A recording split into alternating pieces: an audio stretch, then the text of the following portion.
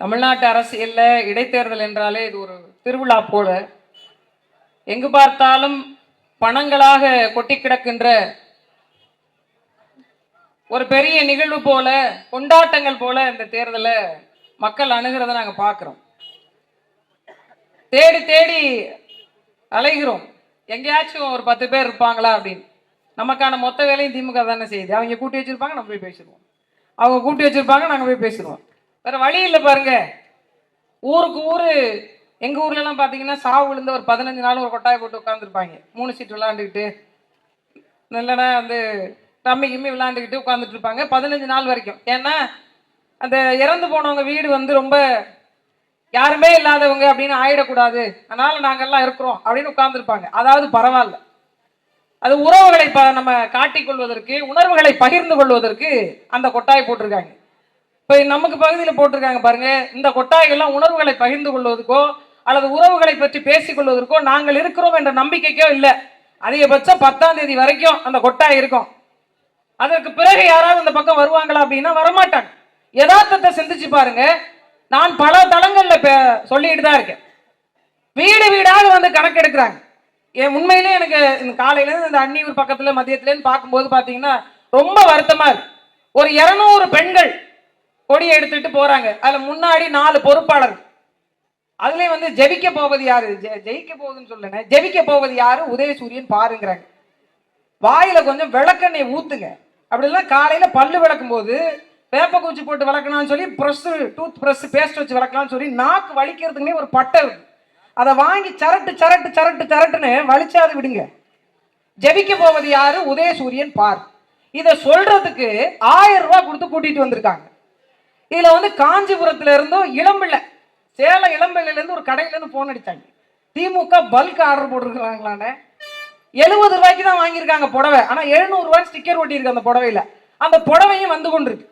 இந்த புடவை 1000 ரூபாய் ஒரு நாளைக்கான பணம் உங்களுடைய 5 ஆண்டு வாழ்க்கையை தீர்மானித்து விடுமா?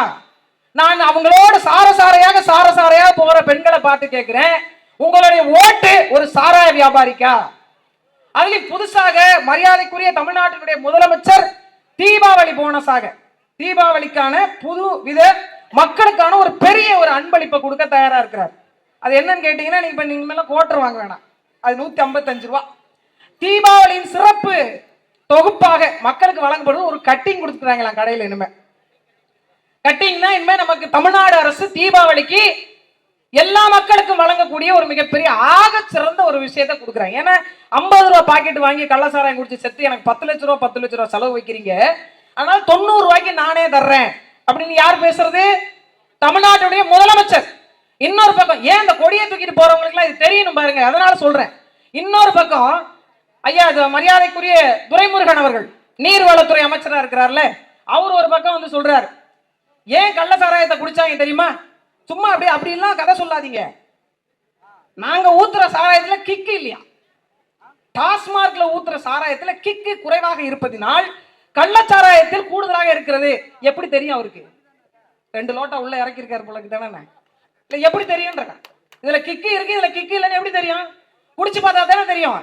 அப்ப ஒட்டுமொத்த சாராய வியாபாரிகள், ஒட்டுமொத்தமாக சாராயம் காட்சி விற்கக்கூடியவர்களுக்கு நாம் வாக்கு செலுத்தி வெல்ல வைத்த அதிகாரத்தை கொடுத்தது போக அவர்களுடைய கொடியை பிடித்துக் கொண்டு போகிறோம். 85-90 குடும்பத்துக்கு மேல கள்ளக்குறிச்சியில பாதிக்கப்பட்டது இல்லையா, அவங்க வயிற்றுச்சல் தான் அந்த கொடியா வருது, அந்த உதயசூரியன் படமா வருது. உங்க வீடுகள் எல்லாம் வரைஞ்சிருக்குல்ல, இது பல பெண்களுடைய தாலி அறுத்த படம் தான் உங்க வீட்டுல எல்லாம் வரைஞ்சிருக்கு. அதை எடுத்துட்டு போறாங்க.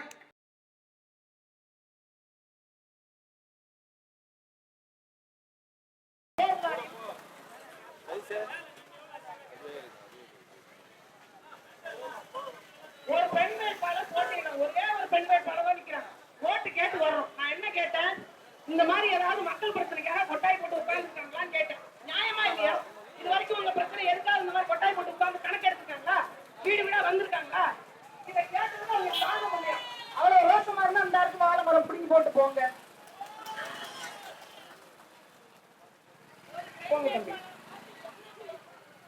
சேர எடுத்துக்கிட்டு அடிக்க வர்றாங்க. எப்பவுமே சேர தூக்குறது உங்களுக்கு ஒரு வேலை. நீங்க கூட்டத்துக்கு போகும்போது காசு தரலன்னா சேரத்துக்கு தள்ளத்துக்கு போயிடுது. அவங்க பண்பாடு இந்த சேர தூக்குற வேலை தூக்குனீங்கன்னு உங்களுக்கு நல்லா தெரியும். எங்கள்கிட்டயே அங்க நிக்க முடியாது தம்பி. உப்பு பாக்கெட்டை விடலாமா? உப்பு பாக்கெட் ஒரு கூட்டத்துக்கு போய் உப்பு பாக்கெட் விடாத கூட்டம் எடுத்துட்டு போனதுலயும் ஒரு அர்த்தம் இருக்கு. அதை போட்டாலாவது எல்லாம் வரும் ரோசம் ரோசம். போங்க தம்பி.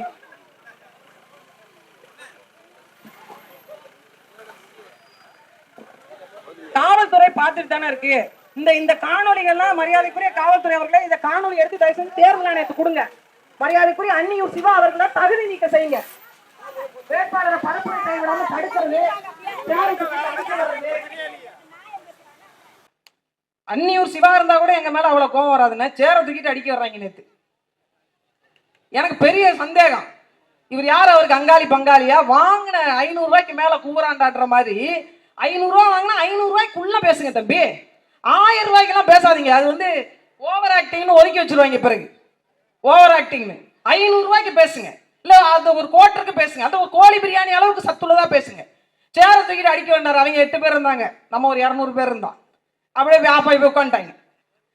நீங்க சேர தூக்கிட்டு போற குரூப் வந்து எங்களுக்கு நல்லா தெரியும். ஏன்னா ஒண்ணு கூட்டத்துக்கு பணம் கொடுக்கலாம், சேராது மிச்சம் அப்படின்னு தூக்கிட்டு போற குரூப் எதுக்கு எடுத்தாலும் சேர தூக்குறது. ஒட்டுமொத்தமாக ஒரு சாராய கோஷ்டிகளுக்கு வாக்கு செலுத்தி அவங்களை வெல்ல வச்சதோடு மட்டும் இல்லாம என்ன பாலாரும் தேனாரும் கடந்த 3 ஆண்டு காலத்துல மரியாதைக்குரிய ஐயா புகழேந்தி அவர்கள் கொடுத்துட்டாரு. சரியா குடிநீர் வந்துருச்சா? நல்ல கல்வி கிடைச்சிருச்சா? தூய குடிநீர் கிடைச்சிருச்சா? நல்ல மருத்துவம் கிடைச்சிருச்சா? ஒன்னும் இல்ல. பெண்களுக்கு வேலை இல்ல, படித்தவர்களுக்கு வேலை இல்ல. விழுப்புரம் இந்த விக்கிரவாண்டி பகுதியில் இருக்கிற எல்லாரும் பாண்டிச்சேரி போய் தான் வேலை செஞ்சு பொழைக்கணும்னா இது என்ன மாதிரியான போக்கு? ஏன் தமிழன் அறத்தை மறந்து போனான்? உண்மையில் சொல்ல போனால் இந்த மண்ணு நிலை பெற்றிருப்பதற்கு அறம் காரணம் என்றால் 90 விழுக்காடு அந்த அறத்தை தூக்கி நிறுத்தியவன் தமிழன். எவ்வளவு பெரிய மாண்புக்குரியவன். பஞ்சாப்ல போய் பாருங்க, பஞ்சாபிய அந்த ஊர்ல எல்லாம் பிச்சைக்காரர்களே இருக்க மாட்டாங்க அப்படின்னு சொல்லுவாங்க. என்ன காரணம்னா உழைப்பின் மீது அவன் கொண்ட பற்று. அதோடு மட்டுமல்ல, அவனுடைய கலை, அவனுடைய வீரம், அவனுடைய பண்பாடு, அவனுடைய உணவு எல்லாமே அடுத்தடுத்த தலைமுறைக்கு கடத்தப்பட்டு கொண்டே இருக்கு.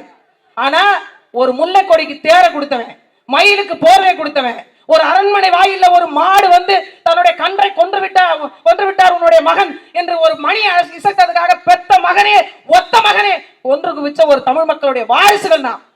ஒரு கோட்டுக்கு விலை போறது 150 ரூபாய் காசு கொடுக்கல, 150 ரூபாய் காசு கொடுக்கல அப்படின்னு சொல்லிட்டு பெத்த தாயை கத்தியால குத்தி கொன்ன மக்களாக நான் மாறி போனவே எங்கிருந்து இந்த அறத்தினுடைய மாற்றம் வந்தது? படிக்கிற புள்ள பையில கஞ்சா பொட்டலத்தை தேடக்கூடிய இந்த அவல நிலை எங்கிருந்து வந்தது? இந்த ஆட்சியாளர்கள் கொடுத்தது தானே. இந்த ஆட்சியாளர்களை உருவாக்கியது யார்? நீங்கள் தானே. நீங்க குடிப்பீங்க, ஆனா உங்க பிள்ளைங்க குடிக்க கூடாதுன்னா குடிக்க முடியாத சூழல் இந்த மண்ணில் இருக்கா? எத்தனை கடையை கடந்து போயிட்டு வந்துருவீங்க. கஞ்சா பொட்டலம், ஹெராயின், இன்னும் என்னென்ன போதைப் பொருட்கள் இருக்கோ அவ்வளவும் வீதிக்கு வீதி வந்து வெளிப்படையாக இருக்க தொடங்கிருச்சு. இதை பார்த்து கொண்டு நாம் கடந்து போகிறோம், மறந்து போகிறோம். எவ்வளவு பெரிய மாண்பு மிக்க ஒரு கூட்டம் அப்படியே சுருங்கி சுருங்கி சுருங்கி சுருங்கி 500 ரூபாய் கொடுத்தா அப்படியே மந்தைகள் மாதிரி நம்ம போவோன்ற நிலைமை கொண்டு நிப்பாட்டிட்டாங்களா இல்லையா? ஒரு இடத்துல மக்களை சந்திக்க முடியல. இதுக்கு பேர் தேர்தலா? இதுக்கு பேர் தேர்தலான்னு கேட்கிறேன். ஒரு இடத்துல மக்களை சந்திச்சு பிரச்சனைகளை சொல்லி நாங்கள் என்ன செய்வோம் வந்தா அப்படின்றத பேசி வாக்கு கேட்க முடியலையே. எல்லாத்தையும் கொண்டு போய் அடைச்சு வச்சிருக்கீங்க. கேட்டா ஈரோடு மாடல்ங்கிறீங்க. உங்க மாடல் தான் இங்க வெட்ட வெளிச்சமா ஆயிப்போச்சு. இன்னும் என்ன மாடல் வேண்டி கிடக்கு? கடைசி வரைக்கும் இந்த ஆட்சி அதிகாரமும் மாடல் தான். யதார்த்தமோ உண்மையோ நிதர்சனமோ இல்லை. அங்க போகும்போதே அந்த பெண்கள்ட்ட நம்ம கேட்டோம்னா தலையை டொய்யும் தொங்க போட்டுக்கிறாங்க. அப்ப தவறு என்று தெரிகிறது. உழைக்காமல் வருகின்ற பணத்தின் மீது மக்களுக்கு இவ்வளவு பெரிய மோகம் எங்கிருந்து வந்தது? எங்கிருந்து வந்தது? கீழே எல்லாம் முன்னாடி காசு கடந்து எடுத்தால கோயில் உண்டியல்ல போடுற மக்கள் நாம. கோயில் உண்டியல ஏன்னா உழைக்காத காசு உடம்புல ஒட்டாது நினைச்சோம். இன்னைக்கு உழைச்ச காசே ஓட்ட மாட்டேங்குது. உழைச்ச காசே ஓட்ட மாட்டேங்குது. ஆனாலும் என்ன, நீங்க நான் வீட்டுல உட்கார்ந்துக்க பதிலா அவங்க கூட போனா ஒரு 1000 ரூபாய். இந்த 1000 ரூபாய்க்கு தான் நாம் அடிமையாக வாழ போகிறோமா?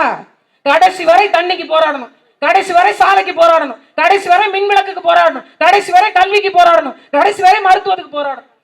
இப்படி போராடி போராடி சாகின்ற வாழ்க்கை தான் வேணுமா உங்களுக்கு? ஒரே ஒரு பெண் பிள்ளை 29 வேட்பாளர்கள்ல ஒரே ஒரு பெண் வேட்பாளர். யாருமே கொடுக்காத வாய்ப்பை நாம் தமிழர் கட்சி எங்கள் அண்ணன் செந்தமிழன் சீமான் பெண்ணுக்கு தான் இந்த வாய்ப்பு என்று கொடுத்து இந்த களத்துல நிக்க வச்சிருக்கிறார். ஒட்டுமொத்த பெண்களும் அவள் பக்கம் நிக்க வேண்டாமா?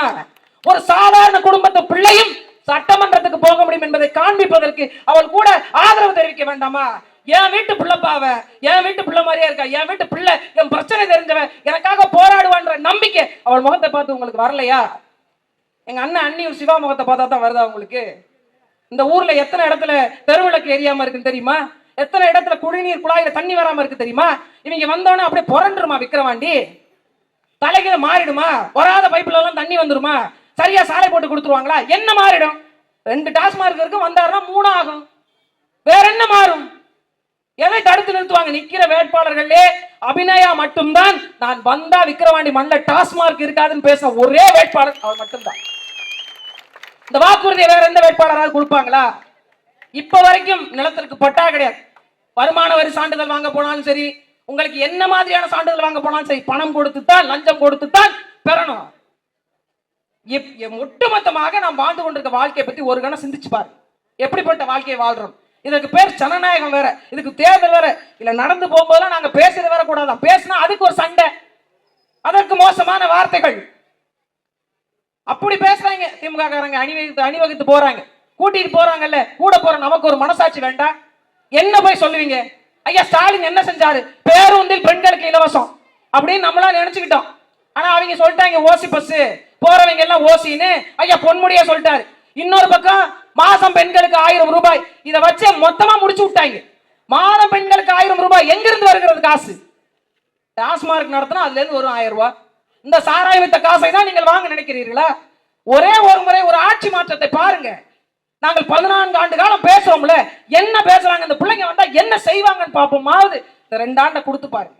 இந்த 2 ஆண்டுல எத்தனை விடயங்களை செய்து முடிக்க முடியும்னு எங்க வேட்பாளர் காமிப்பாங்க பாருங்க. மாற்றம் தான் மானுட குலத்தினுடைய மிகப்பெரிய ஒரு தத்துவம் சொல்றாங்க. இந்த நிலத்தை வளத்தை பாதுகாத்து அடுத்த தலைமுறைக்கு கொடுக்க வேண்டிய ஒரு ஆக முக்கியத்துவம் வாய்ந்த கொள்கைகளை ஏற்று நிற்கக்கூடிய நாம் தமிழர் கட்சி மட்டுமல்ல, தமிழர் நாட்டில் தமிழருடைய ஆட்சி மலர்வதற்கான தமிழ் தேசியத்தினுடைய வெற்றியாக இல்லை அப்படின்னா அவங்க ஏலம் விடுற மாதிரி விக்கிரவாண்டி 1, விக்கிரவாண்டி 2, விக்கிரவாண்டி 3ன்னு இவங்க 500 ரூபாயா 1000 ரூபாயான்ற பேரத்துல விக்கிரவாண்டி விற்பனைக்காக போகிறதா, அல்லது விக்கிரவாண்டி வளத்தோடும் நலத்தோடும் செம்மாந்த தன்மானத்தோடு வாழ்ந்த வாழ்க்கை வாழ போகிறதா என்பதை என்ன மாதிரியான ஒரு சூழல் அமையும் அப்படிங்கிறது உங்களுக்கே புரிய வரும். அடுத்த தேர்தலில் நாங்கள் இந்த மாதிரி வண்டியெல்லாம் எடுத்துட்டு வந்து ஓட்டு கேட்கணும்னு அவசியமே இல்லைங்க. 2 ஆண்டுல நீங்க பாப்பீங்க. அடுத்தது எங்களை மட்டும்தான் தேடுவீங்க. நன்றி, வணக்கம். நாம் தமிழ்.